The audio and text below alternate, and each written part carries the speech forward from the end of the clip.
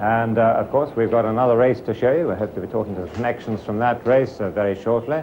But before all that happens, it's time to return to London for the national and international news at 3:50 with Richard Whitmore. Yes, and the main stories. The IRA have confirmed that the bomb attack in Armagh last Saturday, which killed 3 members of the Hanna family, was intended for a senior judge. But they'd been given the wrong description of his car. The Hannas were killed at Killeen.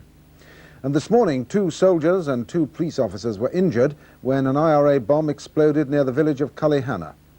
Border security has been top of the agenda at the latest session of the Anglo-Irish talks in London.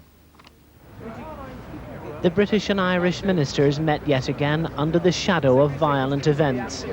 This time the talks on security were dominated by the murder at the weekend by the IRA of 3 members of the Hanna family.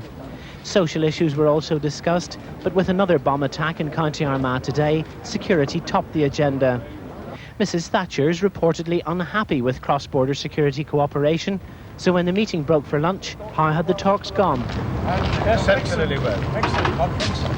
The 2 police chiefs, Sir John Herman of the RUC and his Irish counterpart Eamon Doherty, wouldn't comment when they left on either today's incident or the weekend murders. Britain's balance of payments deficit was just over £1 billion last month. That's better than in May, but worse than the city had expected. The leader of the opposition, Neil Kinnock, said it was a Tory-made disaster. Part of the rise in imports is due to the expansion of the economy. It's sucking in goods from outside. One sign can be seen at the docks, where the big car-carrying ships have now brought in 13% more foreign vehicles over the past quarter to supply a demand which is expected to produce the highest ever sales of cars this year. Imports of cars in June were up by over £100 million in anticipation of the new F registration sales in August. Another sign of demand is that imports of oil have risen by more than £100 million, though overall we're still exporting more oil than we bring in. The Prime Minister has criticised proposals from the President of the European Community for a political and economic union of Europe. On the Jimmy Young Show on Radio 2, Mrs Thatcher said the President, Jacques Delors, was over the top. She said a United States of Europe would be impossible, and she dismissed talk of a Central European Bank and a European currency as airy-fairy.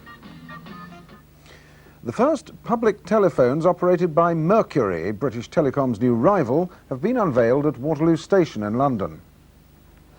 The 3 designs, classical, art deco and conservatory, have already been condemned as dated, horrific and visually offensive. But Mercury say the call box displayed at Waterloo Railway Station provide an alternative service to customers. Initially, Mercury will have 26 phones at Waterloo, 400 across the country by spring next year. Their competitors, British Telecom, have 80,000 payphones nationwide, are spending £160 million to modernise their network, and were at Waterloo this morning busily cleaning the boxes closest to the Mercury launch ceremony. And the next news is on BBC One at 6 o'clock with Nicholas Witchell and Philip Hayden. Thank you, Richard, for making even the bad news bearable for all these years.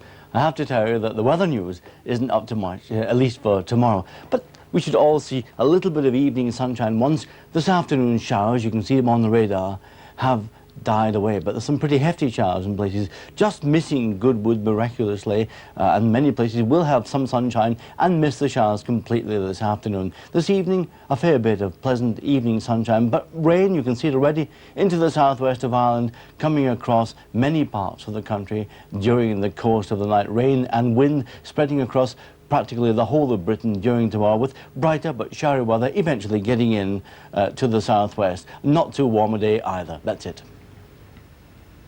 This is BBC 2 for the Midlands. Good afternoon, here's the news and weather with sign language for the deaf.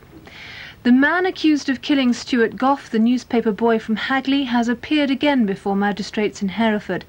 Victor Miller had been committed for trial to the Crown Court. He's charged with the abduction and the murder of the boy, and he faces a number of other charges of abduction and attempted abduction. Miller, who comes from Wolverhampton, has already admitted killing Stuart. A dozen motorists will make legal history this afternoon when they're prosecuted with the help of evidence taken by a spy camera.